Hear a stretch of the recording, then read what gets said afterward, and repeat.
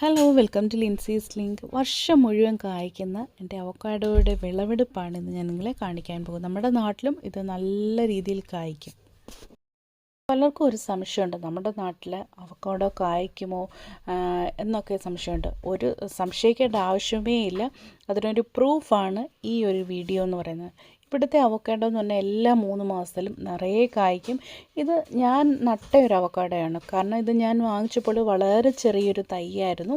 അത് തൈ നട്ടു ഒരു 3 വർഷമായിക്കാണ്. ഇപ്പോൾ ഏകദേശം 3 വർഷമേ ആയിട്ടുള്ളൂ.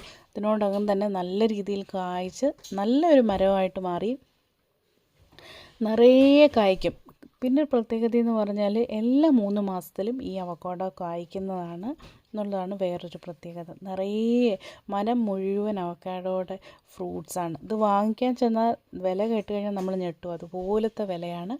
ഇത് വളരെ ഈസി കെയറാണ്. കാരണം ഞാൻ പറഞ്ഞല്ലോ, ഞാൻ തന്നെ നട്ടു. നമുക്ക് പണിക്കാർ പോലും വേണ്ടത് നട്ടു വെക്കാൻ. സാധാരണ നമ്മൾ നടുന്ന മറ്റ് ചെടികൾ നടുന്ന രീതിയിൽ തന്നെ നട്ടാൽ മതി. പിന്നെ പ്രത്യേകിച്ച് വളമെന്ന് പറഞ്ഞാൽ ഇത് ഞാൻ നട്ടപ്പോൾ എല്ലുപൊടിയും അതുപോലെ തന്നെ ചാണകപ്പൊടിയും കൂടെ ചേർത്താണ് ഇത് നട്ടത്. ചില പൊടിക്കൈകളൊക്കെ ചെയ്യുമ്പോൾ ഇത് നല്ല രീതിയിൽ കയറി വരുന്നതാണ് ഈ അവക്കാഡോ ഒക്കെ. പിന്നെ നിങ്ങൾ നടുവാണെങ്കിൽ പ്രത്യേകം ശ്രദ്ധിക്കണം. നല്ല വെയിലുള്ളൊരു സ്ഥലത്ത് നോക്കി ഇത് നട്ട് വെക്കുക. പലർക്കും ഒരു ഡൗട്ടുണ്ട്, തണലത്ത് വെച്ചാലേ തണൽ വേണം. തണലൊന്നും വേണ്ട, നല്ല വെയിലുള്ളൊരു ഏരിയ നോക്കി നട്ട് വെക്കുക. ഇങ്ങനത്തെ കുറച്ച് കാര്യങ്ങൾ നമ്മുടെ നാട്ടിലും ഇതൊക്കെയും കായ്ക്കും.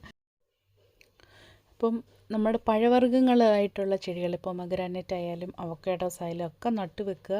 അതിന് സമയാസമയങ്ങളിൽ അതിന് വേണ്ട കെയറും കാര്യങ്ങളൊക്കെ കൊടുത്തു കഴിഞ്ഞാൽ നിറയെ കായ്ക്കുകയും പൂക്കുകയും ചെയ്യും. നമ്മുടെ നാട്ടിലതിൻ്റെ എനിക്ക് തോന്നുന്നു നല്ലൊരു കാലാവസ്ഥ തന്നെയാണ്. നമ്മൾ വിചാരിക്കും ഇവിടെ കായ്ക്കത്തില്ലെന്ന്, പക്ഷെങ്കിൽ ഇത് നല്ലൊരു പ്രൂഫാണ്. നിങ്ങൾക്ക് നല്ല രീതിയിൽ കായ്ക്കുന്നതാണ് ഇതൊക്കെയും തന്നെ. അപ്പോൾ ഈ വീഡിയോ നിങ്ങൾക്ക് ഇഷ്ടപ്പെട്ട് കാണുമെന്ന് പ്രതീക്ഷിക്കുന്നു. ഇഷ്ടപ്പെട്ടുവെങ്കിൽ ലൈക്ക് ചെയ്യുക, കമൻറ്റ് ചെയ്യുക. അപ്പോൾ നമുക്ക് വേറൊരു വീഡിയോയുമായി വീണ്ടും കാണാം. Till then, take care friends. Bye bye. See you next video.